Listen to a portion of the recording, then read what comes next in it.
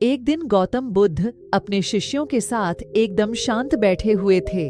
उन्हें इस प्रकार बैठे हुए देख शिष्य चिंतित हुए कि कहीं वह अस्वस्थ तो नहीं है। एक शिष्य ने उनसे पूछा कि आज वह मौन क्यों बैठे हैं, क्या शिष्यों से कोई गलती हो गई है।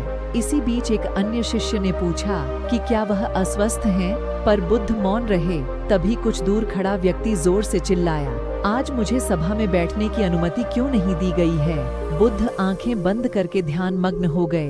वह व्यक्ति फिर से चिल्लाया, मुझे प्रवेश की अनुमति क्यों नहीं मिली। इसी बीच एक उदार शिष्य ने उसका पक्ष लेते हुए कहा कि उसे सभा में आने की अनुमति प्रदान की जाए। बुद्ध ने आंखें खोली और बोले, नहीं, वह अछूत है, उसे आज्ञा नहीं दी जा सकती। यह सुनकर शिष्यों को बड़ा आश्चर्य हुआ। बुद्ध उनके मन का भाव समझ गए और बोले, हाँ, वह अछूत है।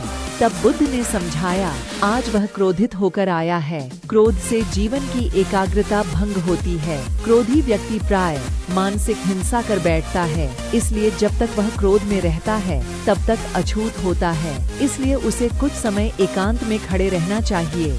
क्रोधित शिष्य भी बुद्ध की बातें सुन रहा था। पश्चाताप की अग्नि में तपकर वह समझ चुका था कि अहिंसा ही मनुष्य का महान कर्तव्य व परम धर्म है।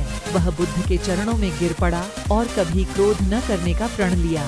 दोस्तों, गौतम बुद्ध इस कहानी से हमें ये शिक्षा दे रहे हैं कि क्रोध के कारण व्यक्ति अनर्थ कर बैठता है और पश्चाताप उसे बाद में होता है, जिसका कोई लाभ नहीं मिलता। इसलिए हमें क्रोध नहीं करना चाहिए। असल मायने में क्रोधित व्यक्ति अछूत हो जाता है और उसे अकेला छोड़ देना चाहिए। क्रोध करने से तन, मन और धन तीनों की हानि होती है। क्रोध से ज्यादा हानिकारक कोई और वस्तु नहीं है।